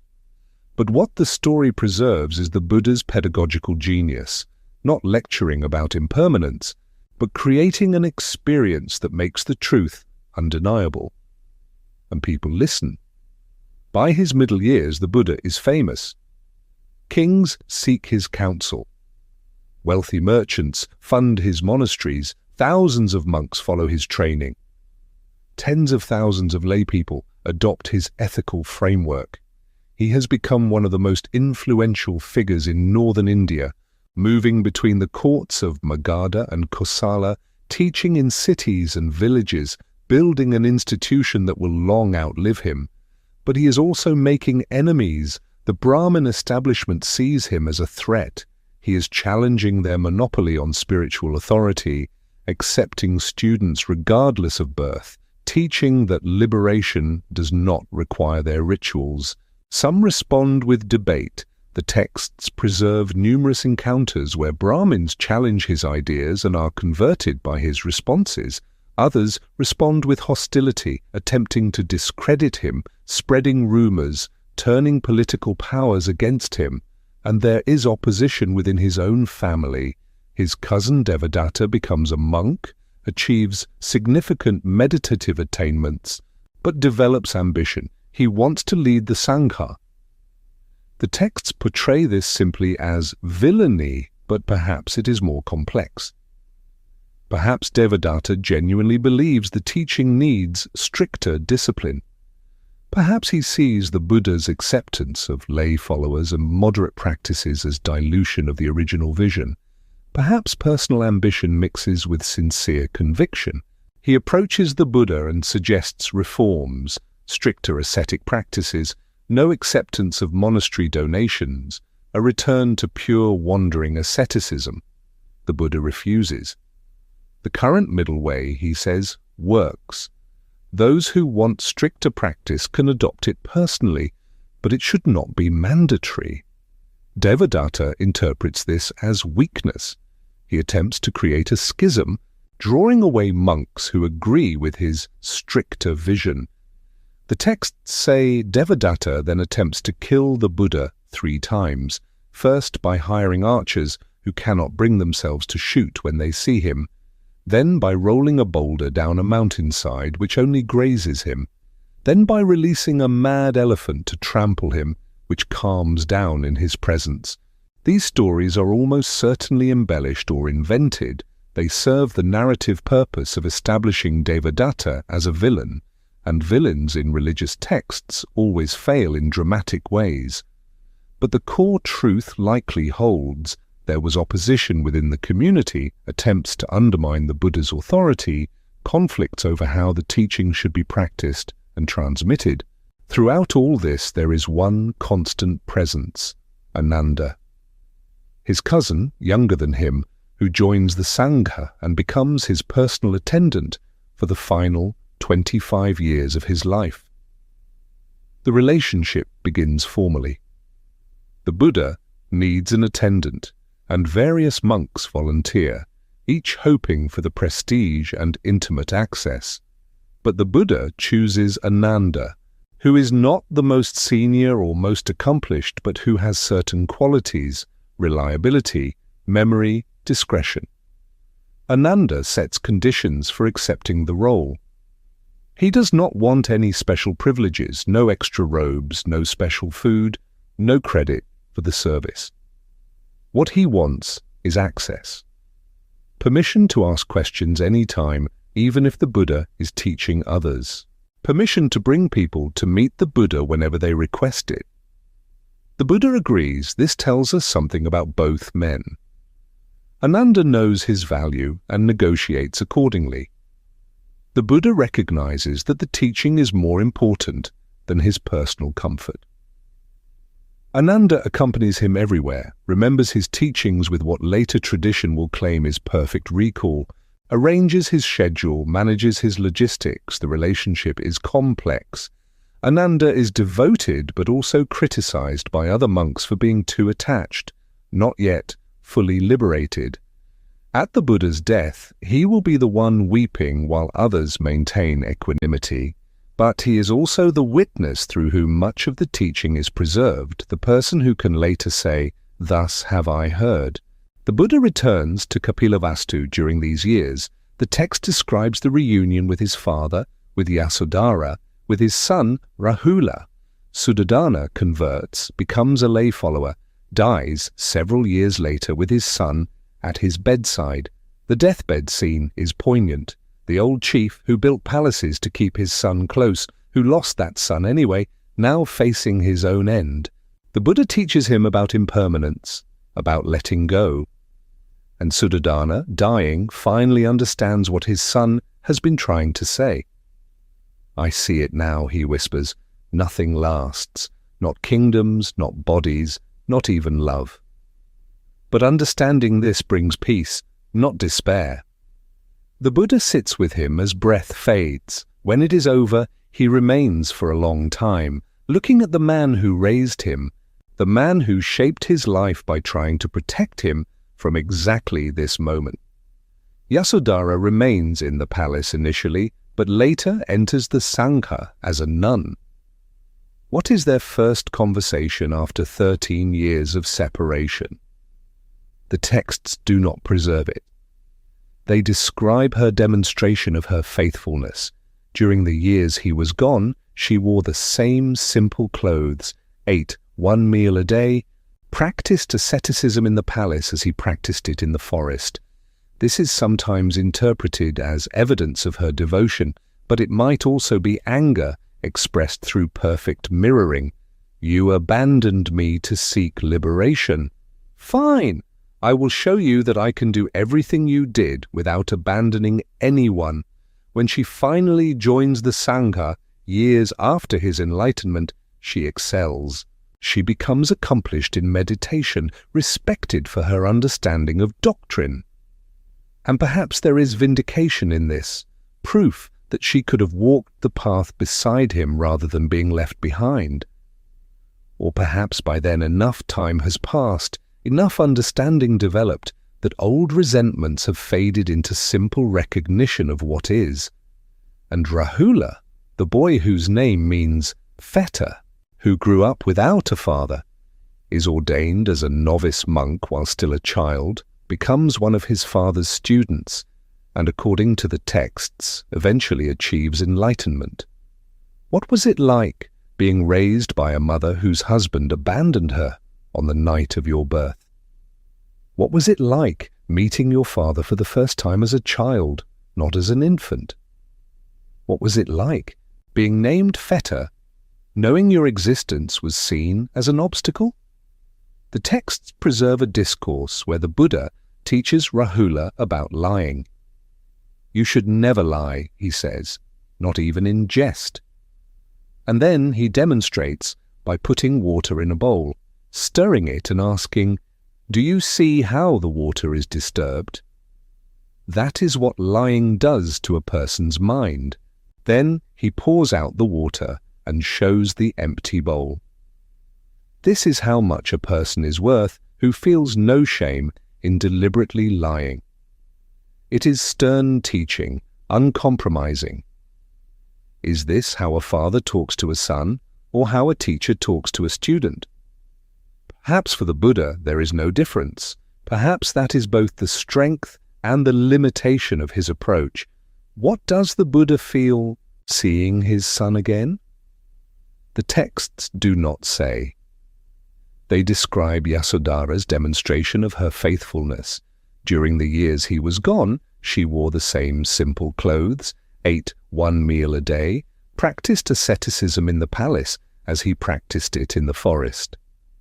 They describe Rahula's eagerness to become a monk, but they do not describe what the man feels.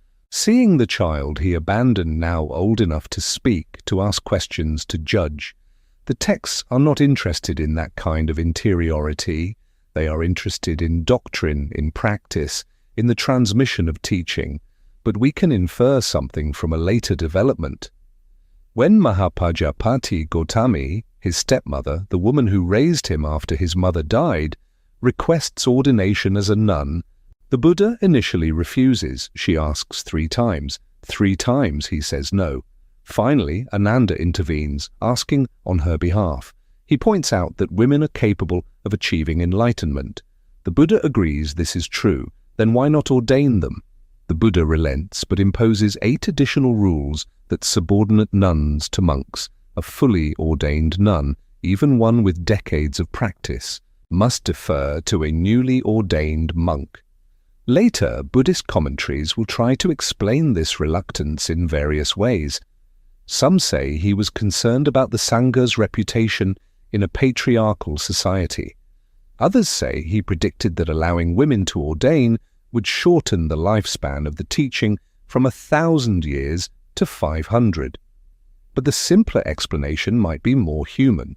He is a man of his time and place, shaped by the patriarchal assumptions of 6th century BCE India. He has achieved liberation from certain forms of conditioning, understood certain truths about the nature of existence, but he has not escaped every aspect of his cultural context.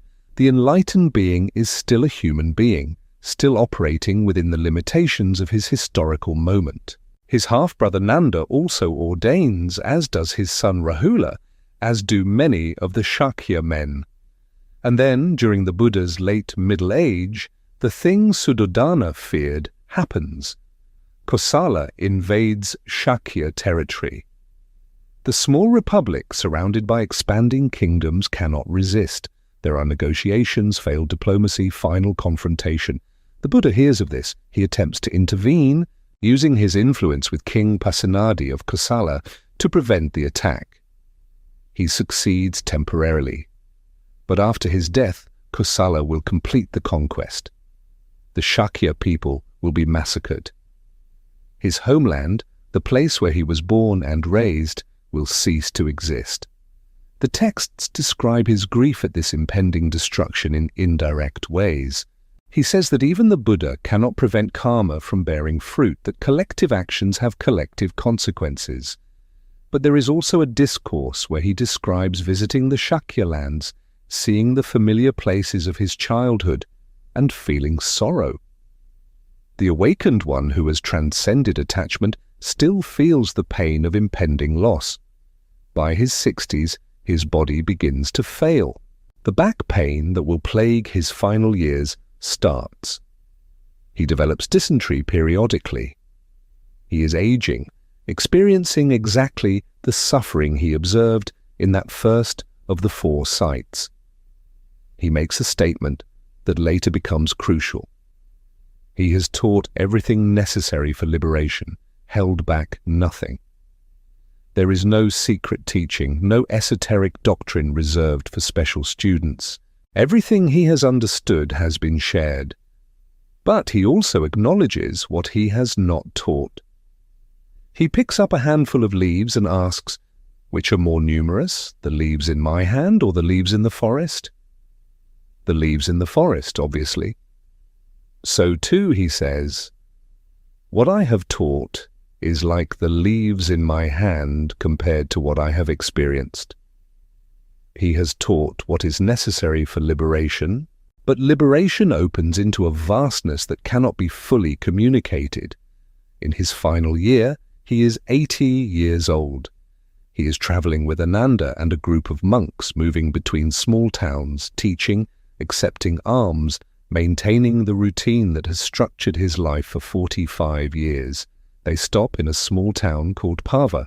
A blacksmith named Kunda offers them a meal. The texts call it Sukara Madhava. Centuries of scholars will debate what this term means.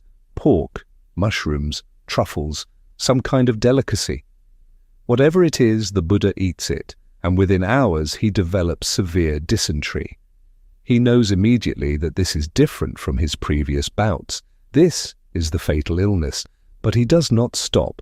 He continues traveling, heading toward Kushinagar. The journey is difficult. He has to rest frequently. Ananda is distraught, wanting him to stop, to rest properly, but the Buddha insists on continuing. At one point he tells Ananda, make sure Kunda does not feel guilty. Make sure he understands that offering this meal was a meritorious act, not a sin. Even dying, he is concerned about others' psychological state, about preventing unnecessary suffering. They reach Kushinagar. He lies down between the sala trees. Different groups arrive to pay respects. Some monks maintain composure, others weep. There is a wandering ascetic named Subhada who wants to ask questions. Ananda tries to turn him away, but the Buddha calls him over. Let him ask. Subhada becomes, according to tradition, the last person to achieve enlightenment in the Buddha's presence. The Buddha gives final instructions. Practice diligently. Use the teaching as your guide. Do not rely on external authority. Test everything against your own experience. The Sangha should be governed by consensus, not hierarchy. The minor rules of conduct can be abolished after his death if the community agrees. Ananda asks about succession. Who will be the teacher now? The Buddha says, the teaching itself will be the teacher. I have not held back anything. Everything you need has been given. But Ananda is still attached. He leaves the group, goes off alone, weeps. The Buddha calls him back. You have been a good attendant, he says, devoted and tireless. Soon you too will be liberated. Do not grieve. Then the Buddha enters the meditative absorptions, the jhanas he has practiced for 45 years. He moves systematically through each level of consciousness ascending and descending, exploring the states he mapped during his years of practice. At the fourth jhana, the deepest level of concentration compatible with clear awareness, he stops. The breathing ceases, the body remains. The monks begin the process of cremation, but there is a problem. The body will not burn. They try repeatedly.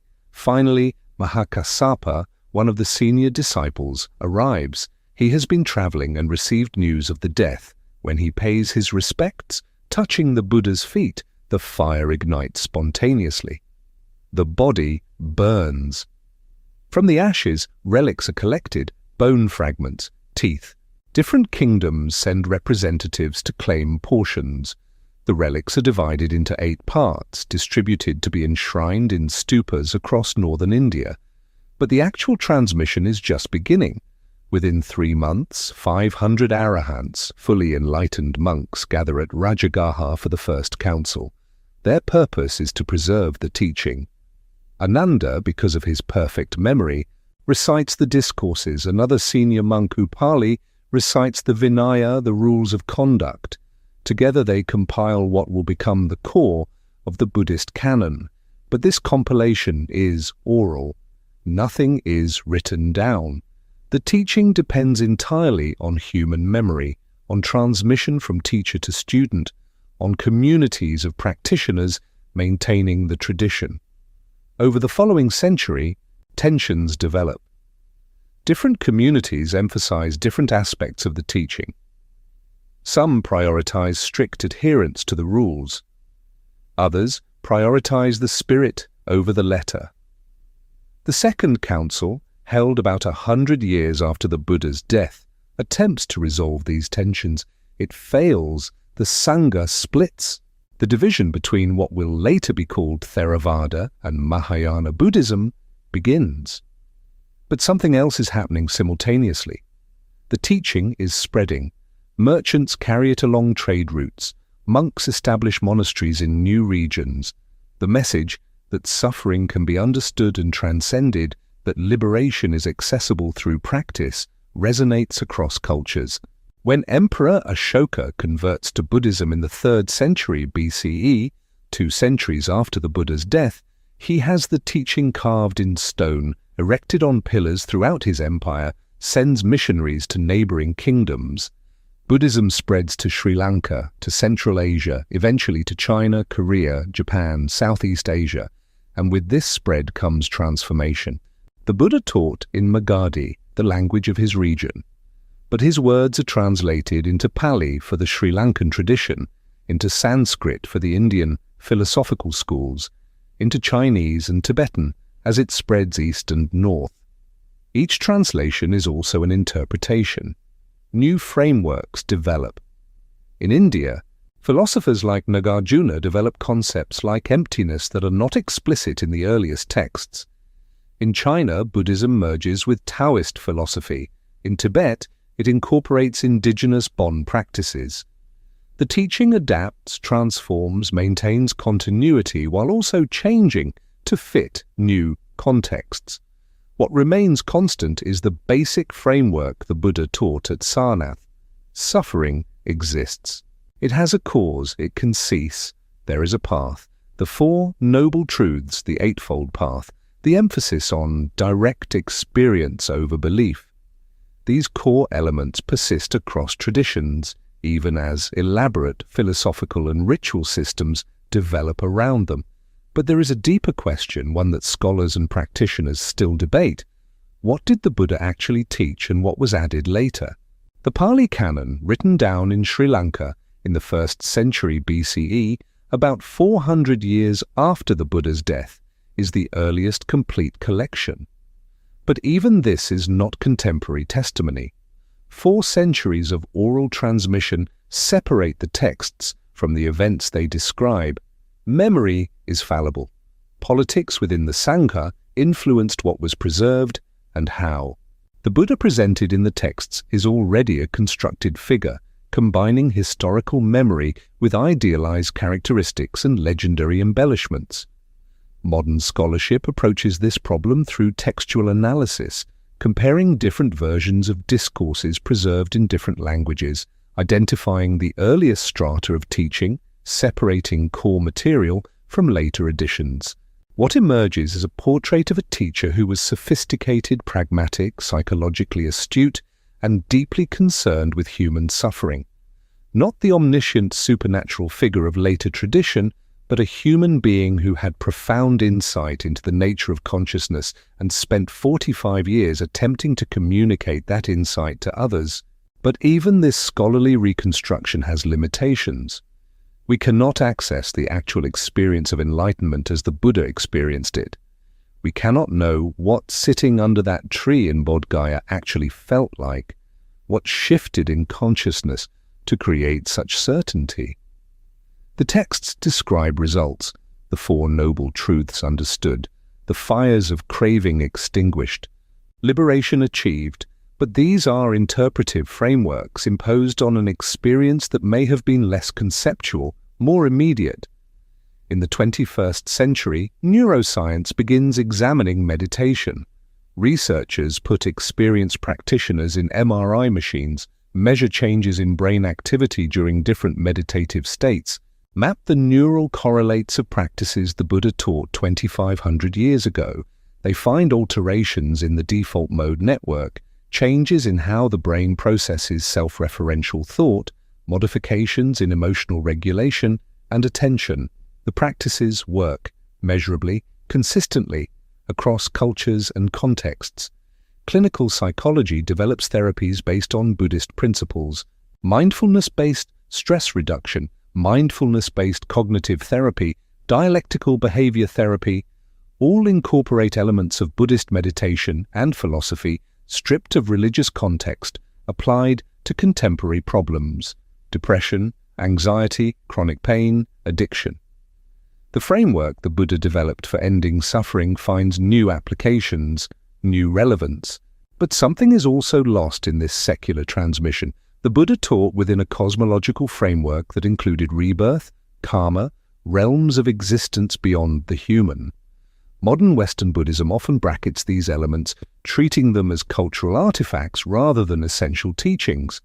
Whether this is a necessary adaptation or a distortion is debated.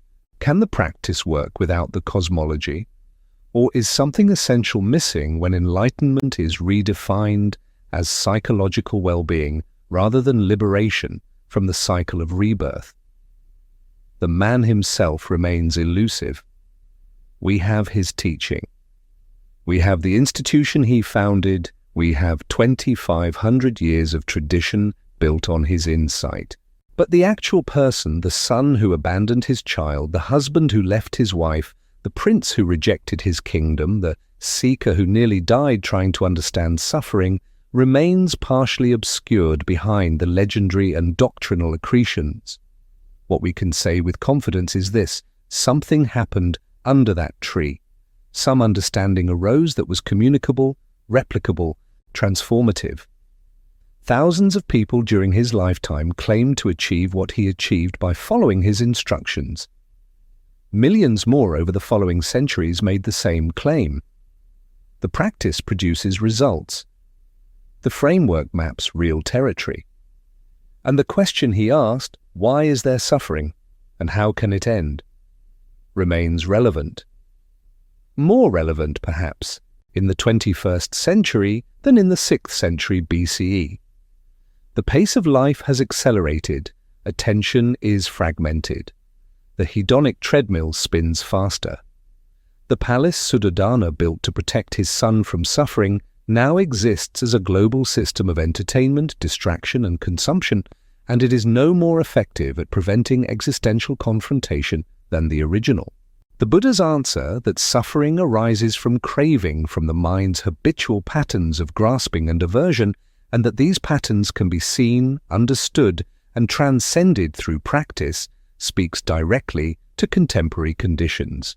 The technology changes, the fundamental human situation does not. We return to Kushinagar, the sala trees, the white petals falling like snow, the man lying on his right side, 80 years old, body failing, consciousness about to cease. Around him, monks weeping and monks in meditation. Ananda, who will live another 40 years, who will finally achieve enlightenment at the beginning of the first council, who will preserve and transmit the teaching his cousin discovered. The Buddha has said everything he knows how to say. He has held nothing back. The teaching is complete. What remains is practice, individual effort, the application of the framework he has provided. He cannot do it for anyone else. He can only point toward what he has seen, describe the path he has walked, and trust that others will make the journey themselves. His final words acknowledge this. All conditioned things are subject to decay. Work out your salvation with diligence. The first sentence is a description of reality. Everything that arises will cease. Everything composite will decompose. This is not pessimism, it is clear seeing. The second sentence is instruction. Given this reality, practice. Do not wait for external rescue. Do not depend on others to liberate you. The work is yours. Then he enters the jhanas and stops. The breathing ceases. Whatever he was becomes past tense. The body is cremated, the relics distributed, the teaching transmitted. The tradition begins its 2,500-year journey through history. But the question persists. What did he actually discover? What is enlightenment? The texts provide frameworks, descriptions, models. They say it is the cessation of suffering through the elimination of craving. They say it is seeing things as they truly are without the distortion of ignorance. They say it is the ending of the cycle of rebirth, the achievement of nirvana. But these are conceptual maps, and the territory they point to cannot be fully conveyed in language. Perhaps the most honest answer is the one the Buddha gave when asked directly. A monk approaches him and says, "What is enlightenment?" The Buddha responds, "It is the end of suffering." But what is it like? What does it feel like? Is the enlightened one happy? Is there still experience after death? The Buddha picks up a handful of leaves, makes his statement about what he has taught versus what he knows, and then says, "What I have taught is what is necessary for the end of suffering. Questions beyond that do not lead to liberation, and so I have set them aside. This is not evasion, it is pedagogical precision. The teaching is diagnostic and therapeutic. It addresses a specific problem, suffering, and provides a specific solution, practice. Everything else is speculation, and speculation does not end suffering. But for those of us reading about this life 25 centuries later, certain questions remain inescapable. What was the cost of his enlightenment? Yasodhara raised their son alone. Rahula grew up without a father. Suddhodana watched his heir abandon the dynasty. The decision to renounce was not cost-free. It imposed suffering on others, even as it led to understanding suffering. Does enlightenment justify abandonment? The Buddhist answer would be, his teaching has benefited billions. The total reduction in suffering across history vastly outweighs the localized harm of one family. The utilitarian calculation favors the renunciation. But Yasodhara did not experience the aggregate good. She experienced the individual harm. The child whose name meant fetter did not benefit from the global spread of Buddhism. He benefited only when his father returned and taught him directly. And there is another question. The Buddha taught that attachment causes suffering, that liberation requires letting go of all clinging. But he also maintained relationships. He had friends, preferred students, people he cared about. Ananda was clearly more than just an attendant.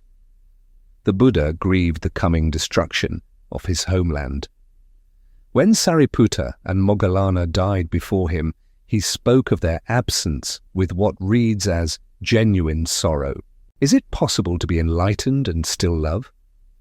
Or is love itself a form of attachment that must be transcended? The texts are not entirely clear on this. They distinguish between compassion, universal goodwill extended to all beings, and personal affection. Compassion is encouraged, affection is suspect, but the actual behavior described suggests something more complex. The enlightened being experiences emotion, maintains relationships, acts with apparent preference and care. The difference seems to be in the relationship to these experiences, not their absence. They arise and pass. They are felt, but not clung to. The enlightened one can be sad without being destroyed by sadness, can care without being trapped by caring. If this is accurate, then enlightenment is not the elimination of humanity, but its perfection, not the creation of an emotionless automaton, but the liberation of emotional experience from distortion and compulsion. The enlightened one feels more fully, not less, because feeling is no longer filtered through defensive patterns and anxious grasping. This would explain why the Buddha could weep at the suffering of others while maintaining equanimity about his own death. But this remains speculation. We are inferring internal states from external descriptions written centuries after the fact. The actual phenomenology of enlightenment remains inaccessible to those who have not experienced it, and even those who claim to have experienced it struggle to articulate it in ways that fully convey the reality. What we can say is that the framework works for the purpose it was designed for. If you are suffering, and the Buddha's diagnosis suggests everyone is, even when unaware of it, the practice he outlined provides a systematic approach to investigating the causes of suffering and developing the qualities that lead to its cessation: ethical conduct, meditative concentration, wisdom. The threefold training is empirical, testable, reproducible. Millions have followed it and reported benefit. But there is a final irony. The Buddha achieved enlightenment by abandoning the palace, by rejecting comfort and security and status. But the institution he founded, the Sangha, has become, in many manifestations, its own kind of palace. Wealthy monasteries, hierarchies of authority, extensive rules and regulations, political entanglements. The wandering ascetic becomes an institution, and institutions accumulate precisely the baggage the renunciation was meant to escape. This is not corruption, it is the nature of transmission through history. The teaching cannot persist without structure, and structure creates new problems. The middle way between extremes becomes, over time, a new extreme to navigate around. Every solution generates new questions. Every answer becomes a starting point for further inquiry. The Buddha himself seemed to anticipate this. He told the Sangha to abolish the minor rules after his death. He said the teaching itself would be the teacher, not institutional authority. He emphasized individual verification over faith, but he also knew that human beings need structure, need community, need guidance.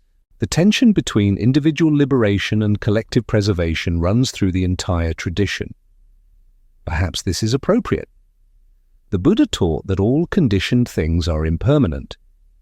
The institution he founded is a conditioned thing. It arises, it persists, it will eventually cease. The teaching it preserves will be forgotten and rediscovered. The cycle continues. This is not tragedy. It is the nature of existence. We end where we began. Kushinagar, the sala trees, the white petals, the man lying down for the final time. He has lived 80 years, 45 of them spent teaching, thousands of students, tens of thousands of lay people touched by his message, an institution created that will spread across a continent and persist for millennia. A framework for understanding consciousness developed that will influence philosophy, psychology, neuroscience, and countless individual lives. And yet, at the moment of death, all of this is set aside. The teaching, the students, the institution, none of it can prevent the body from failing. None of it can make this moment less final. The enlightened one dies like anyone else. The difference is only in the relationship to the dying. No fear, no regret, no clinging to what is ending, just clear seeing of what is actually happening. The last breath releases the consciousness that was Siddhartha Gautama, that became the Buddha, that discovered something under a tree and spent 45 years trying to share it, ceases. The body remains temporarily, then is consumed by fire. The atoms disperse, the pattern dissolves, but the teaching persists, preserved in memory, transmitted through practice, adapted and transformed by each generation that encounters it. The question he asked, "Why is there suffering?" continues to be asked. The answer he found, "Suffering arises from craving and can cease through practice," continues to be tested. Some find it true, some find it incomplete, some find it irrelevant, but it endures as one of humanity's sustained attempts to understand and address the fundamental unsatisfactoriness of conditioned existence. And the man himself, the historical person beneath the legend, remains partially visible, a son who lost his mother at birth, a prince who fled his palace, a husband who abandoned his wife, a father who left his child, a seeker who nearly died searching, a teacher who found something he could not fully explain but tried anyway, a human being who confronted mortality, suffering, and the limitations of pleasure, and responded by developing a systematic method for liberation that has influenced billions. Whether that justifies the abandonment, whether enlightenment is real, whether the teaching is complete or partial, whether the cost was worth the benefit, these questions remain open. Each person who encounters the teaching must answer for themselves. This is perhaps exactly what the Buddha would have wanted. Not faith, but investigation. Not acceptance of authority, but personal verification. Come and see. Test it against your own experience. Work out your own salvation. The sala trees bloom out of season. The petals fall. The body ceases. The teaching continues. And, somewhere, someone sits down to meditate, attempting to replicate an experiment first conducted under a fig tree in northern India 2,500 years ago, asking the same question: is liberation possible? The answer, if it comes, will not come from the Buddha. It will come from the practice itself, from the direct investigation of one's own mind, from the patient application of attention to the arising and passing of experience.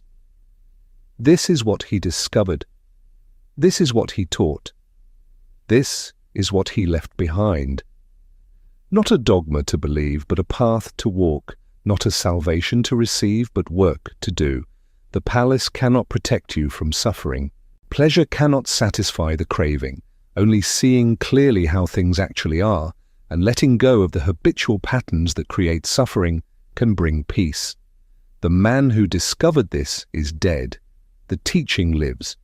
And the question remains perpetually open: will you test it?